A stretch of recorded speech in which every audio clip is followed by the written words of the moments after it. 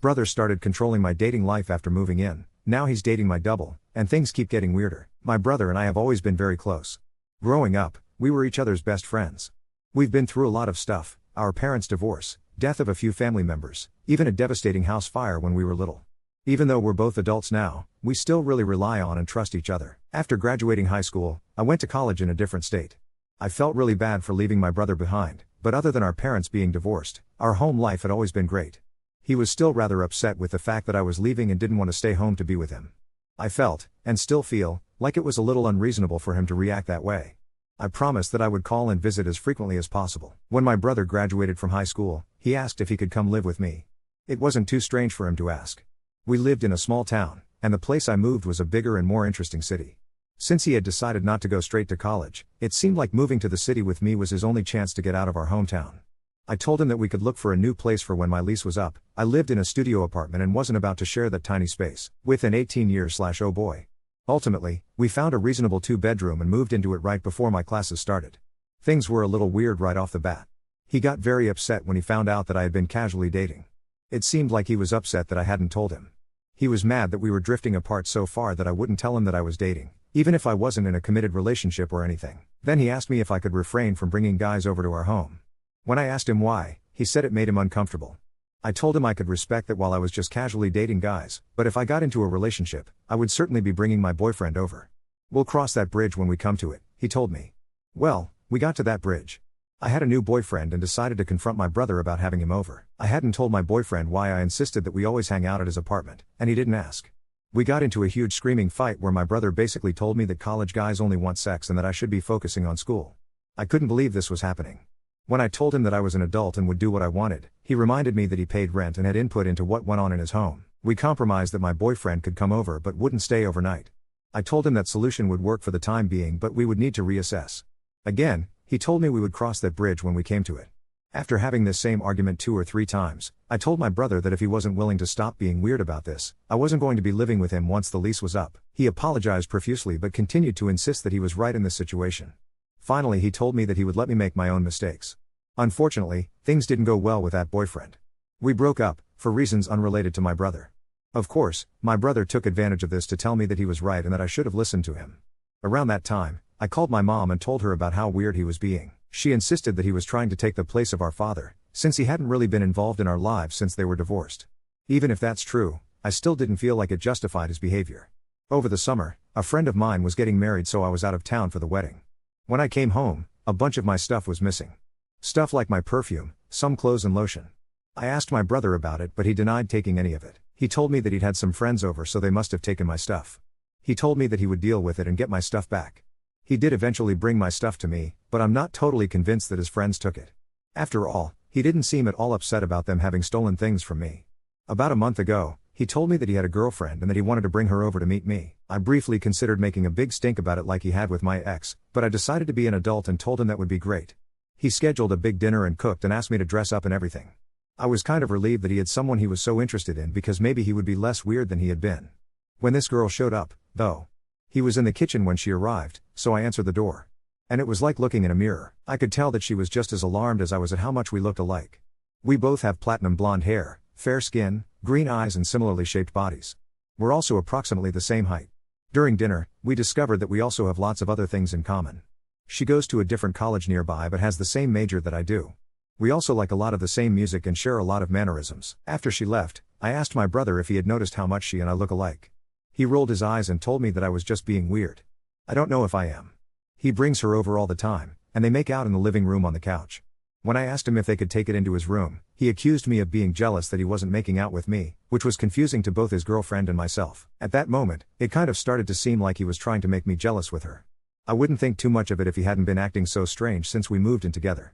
I can't tell if I'm just imagining things or not. I don't want to feel like my little brother has a crush on me, especially since we live together. I also don't know how to talk about it with him without him just saying that I'm being crazy or jealous or whatever. Update 1. So I met up with my future roommate to tell her that I had officially decided not to live with my brother anymore. I gave her a full rundown of everything that had happened between the two of us. We've made appointments to tour some houses and apartments this week. She also said that I'm welcome to move into her place if I don't feel like I can ride out the lease. On Friday night, my brother had his girlfriend over and they were watching movies in the living room. It had been recommended to me that I approach him about it while she was around because he would be less likely to fly off the handle. Just in case, I packed a bag full of valuable things and stuff I would need if I had to book it immediately. They finished one of the movies they had been watching. He went into the kitchen to get them some more snacks and his girlfriend was still in the living room, so I figured that this would be a good time. This way we weren't airing all of our dirty laundry in front of her, but she would be there if he started yelling or anything. I asked him if he could talk for a second. He seemed a little irritated, probably because I was interrupting his date, but said it was fine. I told him that I felt like we didn't make very compatible roommates and that I wouldn't be renewing the lease with him for next month. When he asked why, I told him that I felt like he didn't respect me as a roommate. I wanted to live somewhere with a person who would let me make the calls on who was or wasn't allowed to be in my house. I wanted to live with someone who gave a shit if their friends were stealing from me. He told me that he respected me more than anyone else I could live with. He said that it's because he respects me so much that he gave me a hard time about the boyfriend thing. I said that if he really respected me, he would give me the room to decide if a boyfriend was good for me or not. Around that time, he started getting louder and angrier, so his girlfriend came in to check and see if things were cool. He told her that things were fine and that she should probably go. I panicked and tried to play it off a little. I said stuff like, "Oh no, don't let me ruin your evening. Please stay. I'm about to leave." He kept telling her to go before finally I was begging her to please stay. He could tell that I was kind of scared and started laughing at me. He asked if I was afraid of him and told me that I was being ridiculous. He asked his girlfriend if she thought there was any good reason for me to be afraid of him. She seemed really worried or confused and told him he was being weird. He explained that I had just told him that I was bailing on him as a roommate and that I was being a horrible cunt about things that weren't a big deal. He asked his girlfriend to leave again and she did. Once she was gone, he told me that I was just pissed that he wasn't going to let me be a huge slut like I wanted to be. He told me that someday I would meet the perfect guy for me, but he wouldn't want to date me because I would have had sex with so many guys and nobody worthwhile wants to marry a skank. He said that he was trying to help me so that I wouldn't wind up in that situation. I told him that I was going to leave and that we could talk again whenever he was ready to talk without saying horrible things to me, but that I was going to be giving our landlord notice by Monday. I went into my room and got my bag. I locked my door behind me and headed to the door. When I was almost to the front door, he appeared almost right behind me and said my name. I turned around very quickly and as I did, he punched me right in the face. He didn't knock me out or anything, but I collapsed on the floor. Without saying anything else, he stepped over me and went out the door, leaving me there. I iced my eye for a while, which is now pretty swollen and purple, before I grabbed my bag and left. I called my mom and talked on the phone with her while I walked to my car so that if he approached me, she would hear what happened. She insisted that I was exaggerating about what he had done, so I sent her a picture of my face. She started crying and apologized for being dismissive. I told her that it was okay, but I didn't want to be forced to spend time with him in any family situations ever again. I haven't seen him since then. I've been staying with my new roommate. I've gotten a few texts from him but haven't responded yet. Here's what they say. Text 1. Where did you go? I came home and now you're gone? We have to finish talking about this. Text 2. Are you fucking kidding me? Tell me where you are or that you're alive. I'm scared that I haven't heard from you. You know how worried I am when you fall off the face of the earth like this. Text 3. You're being such a child right now. Text 4. I don't know what you said to mom, but you've really upset her. I hope you're happy. Text 5. I'll be home all day Monday if you want to come over and meet with the landlord to give notice. That's fine. Text 6. Where am I going to live? His girlfriend even texted me once to tell me how worried he is about me. I'm a little nervous about tomorrow. As I said, I haven't texted him back about joining him tomorrow. I told my new roommate that I need her to come with me.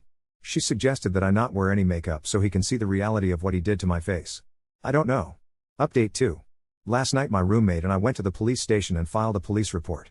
I recounted to them all of the weird things that had happened with my brother in the past year that we've lived together. I told them that his girlfriend was a witness to the argument and showed them the text conversation with my mother. They also took pictures of my face in its current state, since my face is obviously more evidently bruised than in the picture I sent my mom. I couldn't think of a whole lot of questions to ask at the time. I was very nervous and a little overwhelmed, and they didn't provide me with a whole lot of information. They gave me a copy of the report and told me that a detective was being assigned to my case and would call me sometime today. I don't know if they're going to be making an arrest or not. I think that they automatically have to in my state when this kind of report is filed, but I'm not sure. I feel really stupid for not thinking to ask such a basic question, but I also feel like it's kind of weird that they didn't offer that information. They did tell me that they would be happy to escort me to the apartment to collect my belongings if I felt that was necessary. His girlfriend called me a few times while I was at the police station, but I was obviously busy and couldn't take her calls. I texted her when I was done and asked if it was too late for me to call. She was still up, so I called and told her about what had happened once she left. She immediately started apologizing. I assured her that what happened wasn't her fault. I asked if he had ever done anything like that to her. She said no. I hope she was being honest. I didn't mention to her that I had gone to the police. I just said that I wanted to let her know for her own safety. She thanked me and apologized some more. She didn't say what her next steps were going to be, but I told her that I would be checking in to make sure she was doing okay, which she said she would appreciate. This morning, I called our dad. I haven't talked to my dad since Father's Day. He's remarried and has a few younger children with his new wife. He's definitely one of those remarried dads who ignores his old family in favor of his new one. I wasn't anticipating much sympathy from him, but he really surprised me. He told me that based on some of my brother's behavior from his childhood, violent tendencies towards other kids at school around the time of the divorce, which I had never heard about from anyone until that moment, the whole thing didn't especially shock him. Dad's fairly well off financially and offered to get me a lawyer if I thought I needed one. He highly advised I at least meet with a lawyer to get a professional legal opinion on where to go from here. I took his offer and am meeting with a lawyer in my city tomorrow when I get off of work. My brother cannot afford a lawyer on his own, and my mother cannot afford to help him financially. Having a lawyer is definitely an advantage to me. Update 3. First off, I want to thank everyone who reached out to me or commented to offer advice and support. It's been an emotional roller coaster, but I'm starting to feel like I have some control over my situation. Here's what happened next. I met with the lawyer my dad arranged for me. She was incredible, really understanding and straightforward. She explained that there was enough evidence in my police report and with the text to issue a restraining order against my brother. She also mentioned that the lease agreement and the photos of my injuries strongly supported any legal claims I might need to make regarding cohabitation issues and violence. We decided to go ahead and file for the restraining order to ensure my safety and peace of mind, especially after encountering such erratic behavior from my brother. Later that day, I got a call from the detective assigned to my case. She informed me that they had indeed taken my brother into custody for questioning. It was both a relief and a heartache. I was relieved because it meant that I was safer, and heartache because despite everything, he's still my brother, and seeing someone you've been so close to enter the criminal justice system is difficult. The detective encouraged me to stay in touch and update her with any new information or contact, and I assured her that I would. Speaking of contact, my brother's girlfriend reached out to me again. She was more candid this time and admitted that the altercation had left her rethinking their relationship. We talked for a long time about the signs she missed and behaviors she had chalked up to stress or jealousy that aligned with what I had experienced. She decided to break up with him and has temporarily moved in with a friend. I felt a wave of guilt and a sense of solidarity. Maybe this was the push she needed to protect herself long term. As I began packing up my things with police supervision, it felt surreal, like I was living someone else's life. My new roommate has been a godsend, making the transition so much easier than I anticipated. Moving into a new home felt like gaining a new lease on life, beyond the shadow of strained familial relationships. One small bright spot in all this chaos, my newfound connection with my dad. Our conversations have been much more open. He's shared more stories about my brother's troubled teen years, which are slowly painting a picture of deep-seated issues that perhaps were never addressed properly due to our fragmented family. As for my mom, she's been attending therapy sessions to better understand her own reactions and to support me emotionally. It's been a slow journey, but it looks like our family might start to understand how to adapt and hopefully heal from these events. Looking forward, I'm planning to keep my boundaries firm and to focus on my studies, my life, and my new beginnings. It's been a lessons learned moment. Where our paths go from here is uncertain, but it's a chance I can now take towards healthier relationships and self-discovery. Thank you for standing with me through this ordeal. I promise to keep updating once things stabilize a bit more. Update 4. Wow, where to begin? The past few weeks have been a whirlwind, blending moments of uncertainty with newfound clarity, and even a few unexpected surprises that have reshaped my outlook on this entire situation. So much has happened that I can hardly keep up, but I'll try to share the most pivotal moments. First off, I never imagined my life could become even more entangled, but life, as always, comes with side plots. I got a call from a woman named Clara. She introduced herself as my brother's ex-girlfriend from high school. At first, I was taken aback, wondering what connection she had to all of this. Clara informed me that she had recently heard about the incident through mutual friends and felt compelled to reach out to me. It turns out that during their relationship, my brother had exhibited similar controlling behaviors that I had experienced. Her insights were both unsettling and validating. Clara's call provided me with a sense of affirmation that I wasn't alone in my experiences. She kindly offered her support and ensured that she was there if I needed any testimonies about his past behavior, should it become necessary in the legal process. Though initially hesitant, I soon realized this connection could play a pivotal role in understanding my brother's patterns. In a twist I never saw coming, an old friend from our small hometown reached out. Jeff, a childhood classmate of my brother and me, had noticed I hadn't been active on social media. He mentioned that he started following my Reddit posts after a mutual friend shared them, not totally unexpected since it was our small town grapevine at work. After a few messages, Jeff disclosed that he recently relocated to the same city as me for work, which seemed serendipitous. Jeff reminded me of home in a comforting way and became a surprising ally. We've been meeting up occasionally, and his supportive presence has been a reminder that despite everything, good friendships endure even the rockiest paths. I also faced the challenging decision of confronting my brother. With the restraining order in place, I knew any interaction needed mediation. My dad facilitated a family meeting with the help of both our lawyer and a therapist specializing in family conflicts. It was raw and emotional. My brother revealed that his obsession with controlling my life stemmed from intense fears of abandonment and the trauma from our parents' divorce. Although it didn't justify his actions, it opened a dialogue we never had before. For the first time, he seemed truly remorseful. Our talk was a stepping stone, laying down a rocky but negotiable path towards reconciliation. The therapist suggests that regular sessions might help us reach mutual understanding, maybe even regain some level of sibling relationship on healthier terms. My brother has agreed to attend therapy individually, which I view as a positive step. I've decided it's imperative for my well-being that I forgive, not for his sake, but for my peace of mind and to lift the emotional burden I've carried. On a lighter note, my bruises are healing well, both physically and emotionally. I found a fantastic yoga class that helps in centering my thoughts and relieving stress. With every session, I find myself growing stronger, mentally and physically. My academic performance is rebounding, and there's a sense of accomplishment every time I step into a lecture hall with a clearer head. The future remains uncertain, but I navigate it with a renewed sense of self and support. What seemed like insurmountable challenges have become lessons in resilience. I'm cherishing the moments where I feel most alive, be it through spontaneous adventures with Jeff, quiet moments of reflection, or crafting plans for my next steps academically and personally. Update 5. It's amazing how life takes unexpected turns when you're least anticipating it. Just when I thought I had a grasp on the situation, an intriguing new chapter unfolded. Brace yourselves, because this update is unlike anything I could have foreseen. Just last week, I received a cryptic email from someone claiming to be a private investigator. Initially, my guard was up, thinking it might be a scam or somehow related to my ongoing legal situation with my brother. However, curiosity got the better of me, and I cautiously replied, asking for more information. The investigator, whose name is Mark, informed me that he had been hired by a distant relative of ours to trace our family tree. According to him, they were hoping to uncover lost family connections. Conflicted but intrigued, I agreed to meet him in person at a public location to learn more about this supposed endeavor. During our meeting, Mark presented an astounding revelation. Our family lineage had ties to a once prominent family of inventors and entrepreneurs in the 19th century. They were known for developing an intricate mechanical invention, a precursor to modern-day vending machines. Apparently, there's an ongoing effort by some distant family members to restore and preserve this historical legacy. To do this, they aim to involve living descendants, us.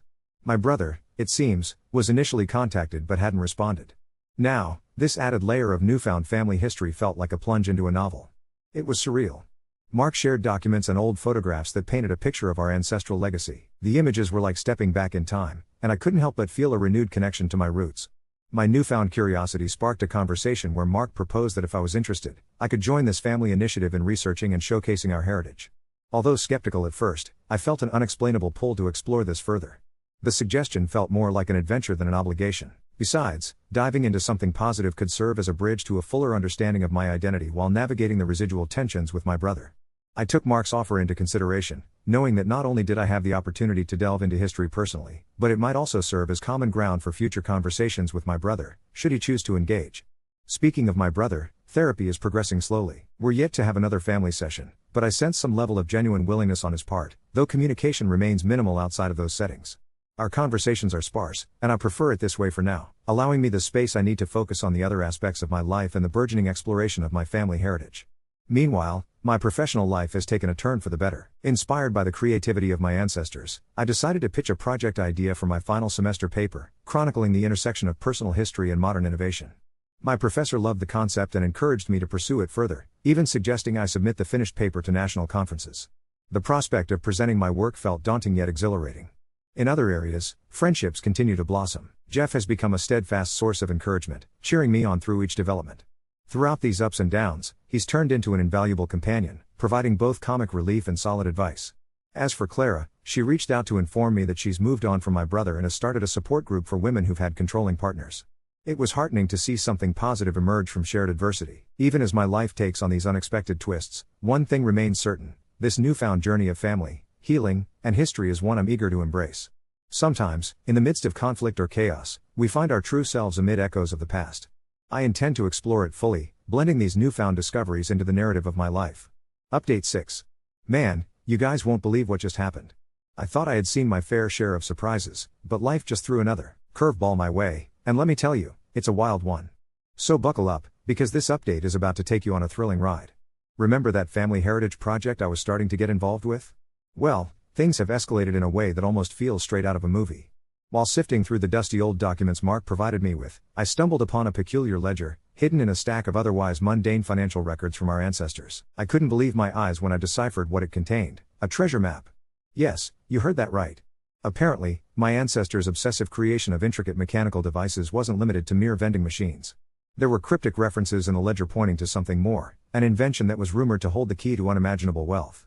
And it's supposedly hidden on the premises of the old family estate, which, by some stroke of fate, still stands, albeit in dilapidated condition, on a remote piece of land that's technically co-owned by our family.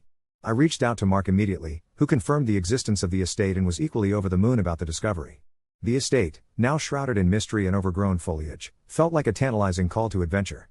Determined to unravel the secrets my family left behind, we quickly arranged a visit to explore the property. But before heading out, I had a decision to make. Should I involve my brother in this? Despite everything, he is family, and this revelation could be a turning point, not just for our shared history, but possibly for our bond. After much deliberation, I sent him a cautiously hopeful text, laying out the basics of what I'd found and offering an olive branch. Would he join me in this quest? To my surprise, he agreed, peppering his reply with genuine curiosity, a flicker of enthusiasm I hadn't seen in him for a while. He even suggested we make it a family affair, maybe inviting our mom and dad, which, honestly, caught me off guard but in a good way. What follows next is something of an adventure saga. We set out as an unlikely team, my brother, Jeff, Mark, and myself, armed with nothing but the ancient map, lanterns, and a healthy dose of skepticism. The drive itself was electrified with nervous excitement. The echo of the past was vivid in our minds as we turned down the winding forest road leading to the estate. On arrival, we stood in awe at the sight of the time-worn mansion, half expecting to see ghosts peering through its cracked windows. Inside, dust danced in the streaks of sunlight, and the air hummed with secrets long forgotten. We navigated the creaky floorboards and hidden passages, each new discovery guiding us closer to the heart of this enigma. And then, there it was, the hidden chamber, cleverly concealed behind a false wall. Within its confines, we found the culmination of our ancestors' genius, an elaborate contraption housing gold coins and deeds, proof of their revolutionary creations and their true legacy. It was exhilarating, a moment heavy with triumph and gratitude for those who had come before us. Yet, amid this newfound fortune, the real treasure seemed to be the rekindled connection with my brother. As we marveled at what we'd unearthed, a shared sense of accomplishment tugged at our heartstrings. It was as if the ghosts of our ancestors had nudged us toward each other, offering redemption and a chance to heal. The journey back home was filled with excited chatter and plans to restore the estate, turning it into a museum or perhaps a retreat where others could come and marvel at the ingenuity of our forebears. Whatever path we choose, it would be one where history meets the present, and family ties strengthen.